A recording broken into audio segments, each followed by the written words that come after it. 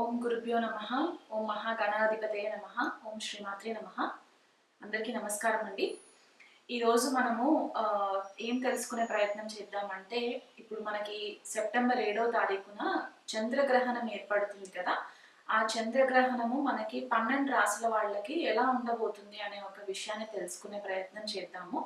కాకపోతే ముందుగా మనకి ఈ చంద్రగ్రహణము ఏ రాశిలో ఏర్పడుతుంది, ఏ నక్షత్రంలో ఏర్పడుతుంది, దాని యొక్క ఎఫెక్ట్స్ ఎలా ఉంటాయి మనకి మన వ్యక్తిగత జీవితంలో అవ్వచ్చు, లేకపోతే మనకి గ్లోబల్ లెవెల్గా ఇంపాక్ట్ అయ్యే సిచ్యువేషన్స్ ఏముంటాయి అనేది తెలుసుకునే ప్రయత్నం చేద్దాము.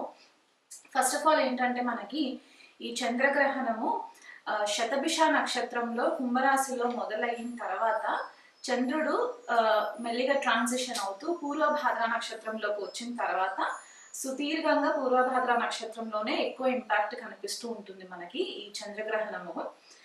ప్రజెంట్ మనకు అక్కడ రాహు కూడా గోచారంలో పూర్వభాద్ర నక్షత్రంలోనే సంచారం జరగడము, పూర్వభాద్ర నక్షత్రము 2వ పాదంలో సంచారం జరగడము, ఈ చంద్రగ్రహణం కూడా మనకి కొద్దిపాటిగా రాహు అండ్ చంద్రుడి యొక్క క్లోజ్ కంజంక్షన్ వల్ల మనకి ఈ చంద్రగ్రహణం అనేది ఏర్పడుతుంది.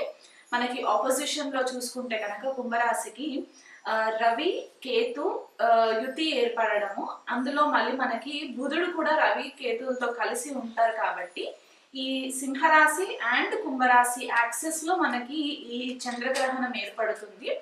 అండ్ ఈ గ్రహణము విశిష్టత ఏంటి అంటే, మనకి సింహరాశి కుంభరాశి యాక్సెస్ లో స్పెసిఫిక్ గా కుంభరాశిలో మనకి 18 సంవత్సరాల తర్వాత ఈ గ్రహణం ఏర్పడుతుంది.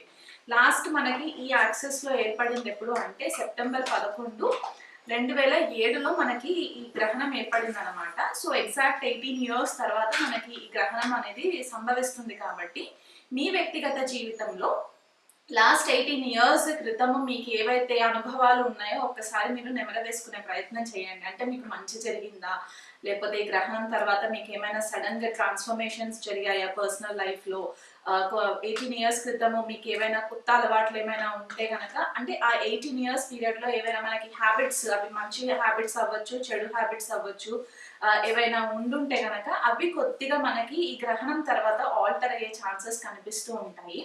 ఇంకొక విశిష్టత ఏంటి అంటే, గురువు మనకి ప్రజెంట్ ట్రాన్సిషన్ లో మిథున రాశిలో సంచారం జరుగుతుంది కాబట్టి ఈ గురువు వచ్చేసి ఏంటంటే మనకి రాహుకి ట్రైన్ యాక్సెస్ లో ఉంటారనమాట. అంటే మనకి త్రికోణంలో గురువు సంచారం జరుగుతుంది కాబట్టి ఈ వాయుతత్వ రాశులలో సంచారం అనమాట రాహు అండ్ గురువు.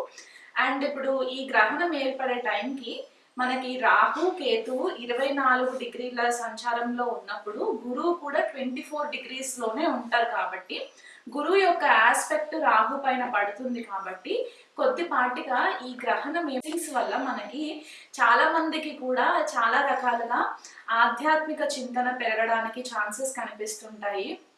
అండ్ ఇంకొకటి ఏంటంటే, గ్లోబల్ లెవెల్లో కూడా మనకి సడన్ కన్ఫ్యూజన్, ఇట్లాంటి డెసిషన్స్ కన్ఫ్యూజన్ మోడ్లో ఉండి డెసిషన్స్ తీసుకునే దానికంటే కూడా ఒక గురువు రూపేణ మనము వాళ్ళ యొక్క సలహాలు పాటించి మనం తీసుకోవడానికి ఈ గురువు యొక్క బ్లెస్సింగ్స్ కూడా మనకి ఈ గ్రహణ సమయంలో మనకి ఏర్పడుతుంది. కాబట్టి వీలైనంత మట్టుకు మనము ఈ చంద్రగ్రహణ ఫలితాలని మన వ్యక్తిగత జీవితాన్ని ఉద్ధరించుకునే ప్రయత్నం చేసినట్లయితే కనుక బాగుంటుందనేసి ఈ క్యాలిక్యులేషన్స్ లో కనిపిస్తూ ఉందన్నమాట.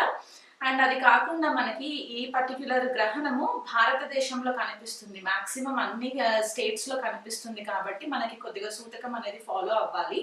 అండ్ మనకి వెస్టర్న్ కంట్రీస్ కి చూసుకుంటే కనుక యుఎస్ లో కనిపించదు, యూరోప్ లో కనిపిస్తుంది, మిడిల్ ఈస్ట్ లో కొన్ని కంట్రీస్ లో, మిడిల్ ఈస్ట్ ప్లేసెస్ లో కొన్ని ప్లేసెస్ లో కనిపిస్తుంది, ఏషియాలో కూడా మొత్తం ఏషియన్ రీజన్ లో కనిపిస్తుంది. కాబట్టి ఈ పర్టిక్యులర్ ప్లేసెస్ లో మన భారతీయులు ఎవరైతే ఉండి జనరల్ గా మనము ఈ జ్యోతిష్యం ఎవరైతే ఎక్కువ ఫాలో అవుతూ ఉంటారో వాళ్ళు కొద్దిగా నియమాలు పాటించినట్లయితే బాగుంటుంది.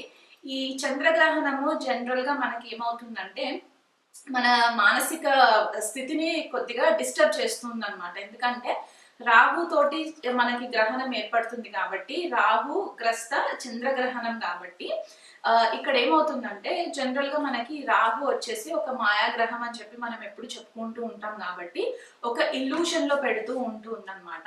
అండ్ చంద్రుడితోటి క్లోజ్ కంజంక్షన్ లో ఉంటుంది కాబట్టి మానసిక ఒత్తిడి ఎక్కువ ఉంటుంది, అనవసరమైన చికాకులు, లేనిపోనే అపోహలు, లేకపోతే ఇమోషనల్ టర్బ్యులెన్సెస్, ఇంట్లో చిన్న చిన్న చికాకులకి మీరు ఇమోషనల్ గా ఎక్కువ ఇబ్బంది పడిపోయి బాధపడడము, మనస్తాపానికి గురవ్వడము, లేకపోతే డెసిషన్స్ ఏవైనా తీసుకునే ఉంటే అవి చాలా ఫాస్ట్ గా డెసిషన్స్ తీసుకోవడము, ఇవన్నీ కూడా మనకి కనిపిస్తుంది. కాబట్టి ఆ విషయంలో మీరు కొద్దిగా మీ మనోధైర్యాన్ని కనుక పెంచుకున్నట్లయి, మీ ఆత్మస్థైర్యాన్ని పెంచుకున్నట్లయితే కనుక ఈ గ్రహణ సమయం యొక్క ఎఫెక్ట్స్ మనకి 6 months వరకు ఉంటుంది. కాబట్టి ఎలాంటి ఇంపార్టెంట్ లైఫ్ డెసిషన్స్ మీరు తీసుకునేటప్పుడు మీకు ఒకవేళ కన్ఫ్యూజన్ అనిపిస్తుంది అంటే కనుక మీ గురువులు కానీ లేకపోతే మీ ఫ్యామిలీలో పెద్దవాళ్ళు ఎవరైనా ఉంటే కనుక వాళ్ళ సలహా తీసుకున్న తర్వాత మీరు డెసిషన్స్ తీసుకోండి.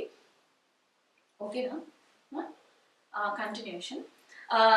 ఈ గ్రహణం మనకి సెప్టెంబర్ 7వ తారీఖున సాయంత్రము 8:58 కంటే దాదాపు 9 గంటలకి స్టార్ట్ అవుతుంది అనుకుంటే కనుక నెక్స్ట్ డే అంటే మిడ్ నైట్ మనకి September 8th mid night 2:20 time వరకు కూడా మనకి ఇది కంటిన్యూషన్ ఉంటుంది. అంటే ఆల్మోస్ట్ ఒక 5 hours వరకు మనకి ఆ డిఫరెన్స్ కనిపిస్తూ ఉంటుంది అనమాట. ఎక్లిప్స్ అంటే స్టార్టింగ్ మళ్ళీ మిడ్ లెవెల్ కి రావడము, తర్వాత సెట్టింగ్ లెవెల్ కి రావడానికి మనకి టైం పడుతుంది. కాబట్టి ఈ గ్రహణ సమయంలో వీలైనంత మట్టుకు ఎవరు కూడా బయటికి వెళ్ళి చంద్ర దర్శనం చేసుకునే ప్రయత్నం చేయకండి. మీరు ఇంకా మానసికంగా స్ట్రాంగ్ అవ్వడానికి, మెంటల్ స్టెబిలిటీ రావడానికి ఈ చంద్రగ్రహణం టైంలో మీ ఇష్టదేవత మంత్రం ఏదైనా సరే మీకంటూ ఒకవేళ గురువు రూపేణ మీకు మంత్రం ఉపదేశం ఉంటే కనుక ఆ మంత్ర చాంటింగ్ చేసుకుంటూ ఉండండి. ఒకవేళ లేని వాళ్ళు ఉంటే కనుక మీ ఇష్టదేవత ఎవరైతే ఉంటే వాళ్ళ యొక్క మంత్ర చాంటింగ్ మీరు రెగ్యులర్ గా ఈ గ్రహణం టైంలో కనుక మీరు చేసుకున్నట్లయితే మీకు చాలా మంచి రిజల్ట్స్ కనిపిస్తూ ఉంటాయి.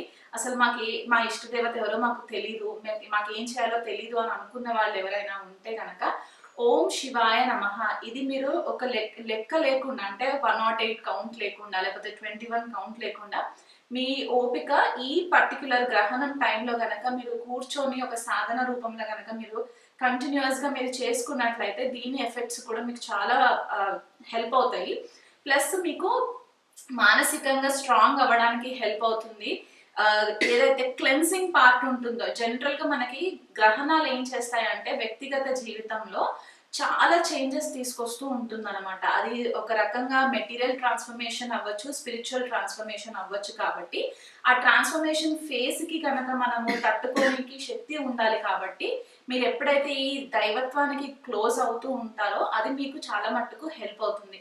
మాకు ఏ మంత్రాలు రావు అనుకుంటే సింపుల్ గా లలిత సహస్రనామం కూడా మీరు చాంటింగ్ చేసుకున్నా కూడా ఇబ్బంది లేదు. ఎందుకంటే పౌర్ణమి టైంలో చంద్రగ్రహణం ఏర్పడుతుంది కాబట్టి సాక్షాత్ లలితా పరమేశ్వరినే మనము పౌర్ణమి చంద్రుడిలో చూస్తూ ఉంటాం. కాబట్టి అమ్మవారి నామం తీసుకునైనా సరే మీరు సహస్రనామాలు చేసుకోవచ్చు. లేకపోతే సహస్రనామంలో ఏదన్నా ఒక నామం మీరు కనెక్ట్ అవుతే కనుక ఆ నామంని కూడా మీరు కంటిన్యూగా జపం చేసుకోండి. ఈ టైం ఏదైతే నేను చెప్పానో ఆ టైంకి వీలైనంత మట్టుకు మౌనం పాటించండి. గ్రహణం టైంలో మౌనం పాటించండి. గ్రహణం అయిపోయిన తర్వాత కూడా మీకు కొన్నిసార్లు ఏమవుతుందంటే కొన్ని స్పెసిఫిక్ రాశిస్ ఉన్నాయి, అవి నేను చెప్తూ వెళ్తాను. వాళ్ళు చాలా కేర్ఫుల్ గా ఉండాలి. ఏదైనా మీకు ఎవరితోటన్నా డిస్కషన్ చేయాలి అని అనుకుంటే 1కి 10 సార్లు ఆలోచించి డెసిషన్ తీసుకున్న తర్వాత మీరు వాళ్ళతో కమ్యూనికేట్ చేసే ప్రయత్నం చేయండి. ఈ పర్టికులర్ టైంలో ఏమవుతుందంటే మీకు ట్రిగర్ క్రియేట్ చేయడానికి కూడా చాలా వ్యక్తులు మిమ్మల్ని ఇరిటేట్ చేస్తూ ఉంటారు. కాబట్టి మీ మనోధైర్యాన్ని కోల్పోకుండా వీలైనంత మట్టుకు కేర్ఫుల్ గా హ్యాండిల్ చేసుకున్నట్లయితే మీకు ఈ గ్రహణం కూడా పెద్దగా నెగటివ్ ఎఫెక్ట్స్ ఇవ్వకుండా ఉంటుంది. మకర రాశి వాళ్ళకి ఈ చంద్రగ్రహణము ద్వితీయ కుటుంబ స్థానంలో ఏర్పడడానికి ఛాన్సెస్ ఉందండి. అండ్ అష్టమ స్థానం కూడా కొద్దిగా ఇంపాక్ట్ అయ్యే ఛాన్సెస్ కనిపిస్తున్నాయి. కాబట్టి మీ కుటుంబ వాతావరణంలో కొద్దిగా డిస్టర్బెన్సెస్ రావడము, మీ ఆర్థిక వ్యవస్థలో కూడా కొంచెం చేంజెస్ రావడము, సడన్ గా ఫైనాన్షియల్ క్రంచెస్ రావడము, లేదా జాబ్ లో మీరు ఎక్కడైతే ఉన్నారో అక్కడ మీ పైన కొద్దిగా మైక్రో మేనేజ్మెంట్ అనేది జరగడము, ఆ జాబ్ విషయంలో కొద్దిగా మీకు ఈగో క్లాషెస్ క్రియేట్ అవ్వడము, దానివల్ల మీరు కొంచెం ఇబ్బందులు పాలవ్వడము, ఎవరైనా కెరియర్ చేంజెస్ చేసుకోవాలని అనుకున్న వాళ్ళైతే గనక ఈ ఆపర్చునిటీ 6 months లోపల మీకు మంచి ఆపర్చునిటీ రావడానికి కూడా ఛాన్సెస్ ఉన్నాయి. కానీ మీరు కొంచెము ఆచితూచి అడుగులు వేయండి. ఎందుకంటే స్టార్టింగ్ లో మీకు అంతా కూడా బాగానే ఉంది కదా అని అనిపించి మీరు డెసిషన్ తీసేసుకొని ఉన్న మంచి జాబ్ ని కూడా మానేసి వేరే జాబ్ లోకి వెళ్తే అక్కడ కొద్దిగా ఇబ్బందులు పడే ఛాన్సెస్ ఉంటాయి. ఎందుకంటే ద్వితీయంలో రాహు సంచారం చంద్రుడితో కాబట్టి ఒక మాయలో పెట్టేస్తూ ఉంటారని చెప్పేసి అనుకున్నాం కదా. సో ఈ మెంటల్ క్లారిటీ లేకుండా ఈ మెంటల్ కన్ఫ్యూషన్ వల్ల చేంజెస్ ఇన్ ద జాబ్ అనేది కూడా కనిపిస్తూ ఉంది. అష్టమ స్థానంలో అత్తవారింటి వాళ్ళతోటి చాలా జాగ్రత్తగా ఉండండి. ఇది వరకు ఎవరైనా లిటిగేషన్స్ లో ఉండి అంటే భార్యాభర్తల మధ్యలో వివాదాలు ఉండి అవి కోర్టు వరకు వెళ్తాయి అని అనుకున్న వాళ్ళు ఎవరైనా ఉంటే గనక వీలైనంత మట్టుకు కూర్చొని మీ అత్తవారింటి వారితోటి కూడా సంప్రదింపులు చేసుకొని దాన్ని ఈజీగా మీరు హ్యాండిల్ చేసుకునే ప్రయత్నం చేసుకోండి. పెద్దగా ఇష్యూ క్రియేట్ చేసుకోకుండా ఉన్నట్లయితే మంచిది. లేకపోతే మీకు అనవసరమైన లిటిగేషన్స్ లోకి వెళ్తారు.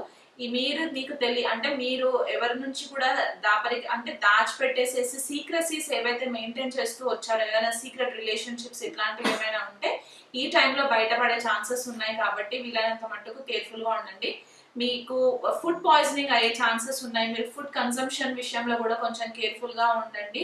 ఈ 2/8 యాక్సెస్ చాలా ప్రామినెంట్ గా ఉంటుంది కాబట్టి మీ ఫైనాన్షియల్ ఇష్యూస్ లో కొంచెం సడన్ విండ్ ఫాల్స్ వచ్చే ఛాన్సెస్ ఉన్నాయి. క్రైసిస్ కనిపిస్తుంది కాబట్టి మీరు ఎవరికైనా డబ్బులు ఇచ్చేటప్పుడు కానీ డబ్బులు తీసుకునేటప్పుడు కానీ ఎక్కడైనా సంతకాలు చేసేటప్పుడు కానీ వీలైనంత మట్టుకు కేర్ఫుల్ గా ఉండండి. ఎందుకంటే ఇక్కడ బుధుడు కూడా ఇన్వాల్వ్ అయి ఉన్నాడు ఈ గ్రహణం టైంలో కాబట్టి రవికేతులతో కలిసి సడన్ చేంజెస్ రావచ్చు. జాయింట్ వెంచర్స్ లో మీకు ప్రాబ్లమ్స్ రావచ్చు. కొంతమంది ఉంటారు అంటే ఆ proper IT tax return filings సరిగ్గా చేయకుండా ఐటీ అంటే సిఏ త్రూగా కొద్దిగా చేంజెస్ చేయించుకోవాలని అనుకునే వాళ్ళు ఎవరైనా ఉంటే కనుక వాళ్ళకి ఇప్పుడు చాలా ప్రాబ్లమేటిక్ అయ్యే ఛాన్సెస్ కనిపిస్తున్నాయి. కాబట్టి ఆ పేపర్ వర్క్ ఆ డాక్యుమెంటేషన్ అంతా కూడా కొంచెం వీలైనంత మట్టుకు కేర్ఫుల్ గా హ్యాండిల్ చేసుకోండి. మీకు మెయిన్ గా మకర రాశి వాళ్ళకి family issues, financial issues, in-laws తోటి ఇష్యూస్ కనిపిస్తున్నాయి కాబట్టి ఆ విషయంలో కొద్దిపాటిగా కేర్ఫుల్ గా ఉండండి. చంద్రగ్రహణము ఫలానా రాశి వాళ్ళకి ఎఫెక్ట్ ఎక్కువ ఉంటుంది, ఫలానా రాశి వాళ్ళకి ఎఫెక్ట్ తక్కువ ఉంటుంది అనే భేదం లేకుండా ప్రతి ఒక్కళ్ళు కూడా చంద్రగ్రహణం అయిపోయినా వితిన్ 1 week టైం మీకు టైం తీసుకొని జనరల్ గా అయితే మనకి 2-3 days లో అని చెప్తాము. ఒకవేళ 2-3 రోజుల్లో మీకు టైం దొరకట్లేదు అని అనుకుంటే కనీసం ఒక 1 week గ్యాప్ లో మీరు దగ్గరలో ఉన్న శివాలయంకి వెళ్ళి అక్కడ నవగ్రహ శాంతి చేయించుకోండి. ఎందుకంటే ఇక్కడ రాహు, శని, చంద్రుడు, రవి, కేతు, బుధుడు మేజర్ ప్లానెట్స్ అన్ని కూడా ఇంపాక్ట్ ఎక్కువ క్రియేట్ అవుతున్నాయి కాబట్టి ఈ గ్రహాలకన్నిటికీ కూడా శాంతి చేయించుకోండి. మెయిన్ వచ్చే రాశులు ఎవరు అంటే సింహరాశి, కర్కాటక రాశి, కుంభరాశి, మీన రాశి వాళ్ళు అండ్ మనకి వృశ్చిక రాశి వాళ్ళు, కన్యా రాశి వాళ్ళు, వీళ్ళు ఎక్కువ కూడా మకర రాశి వాళ్ళు. ఈ రాశుల వాళ్ళు చాలా ఇంపార్టెంట్ గా మీరు గ్రహణ శాంతి పూజ చేయించుకున్నట్లయితే మంచిది. కొంతమంది పిల్లలు గ్రహణం టైంలోనే పుడుతూ ఉంటారు కాబట్టి ఫ్యామిలీస్ లో ఎవరైనా ప్రెగ్నెంట్ లేడీస్ ఉంటే కనుక ప్రెగ్నెంట్ లేడీస్ జనరల్ గా పెద్దవాళ్ళు చెప్పిన రెగ్యులర్ ప్రికాషన్స్ అన్ని కూడా తీసుకునే ప్రయత్నం చేసుకోండి. గ్రహణ నీడల్లోకి వెళ్లకుండా వీలైనంత మట్టుకు ఇండోర్స్ ఉండడానికి ప్రయత్నం చేసుకోండి. గ్రహణం టైంలో ఎవరైనా పిల్లలు కనుక పుడితే దగ్గరలో ఉన్న ఆస్ట్రాలజర్స్ తో కానివ్వండి లేకపోతే మమ్మల్ని కాంటాక్ట్ అయినా సరే జన్మజాతకం గీసుకున్నప్పుడు మనము గ్రహణ శాంతి పూజ కూడా మనం చేయించుకోవడం చాలా ఇంపార్టెంట్ అయిపోతుంది. అది 21 days లోపల మీరు పూజ చేయించుకోవాలి. దీని ఎఫెక్ట్స్ మనకి చాలా ఫ్యూచర్ లో ఎక్కువ పిల్లల పైన ఎఫెక్ట్ పడే ఛాన్సెస్ ఉంటాయి కాబట్టి ఈ స్పెసిఫిక్ గా ఈ పాయింట్ చెప్పడం అనేది జరుగుతుంది. టెంపుల్ కి మాత్రం విజిట్ అవ్వండి. గ్రహణం టైంలో స్పెసిఫిక్ గా మీకు మనోబలం పెరగడానికి, మానసిక ఒత్తిడి తగ్గి మనోస్థైర్యం పెరగడానికి ఓం శివాయ నమః అనే మంత్రాన్ని రెగ్యులర్ గా చాంటింగ్ చేసుకోండి. ఆ గ్రహణం టైం అంతా కూడా నేను ఇంట్రొడక్షన్ లో చెప్పాను.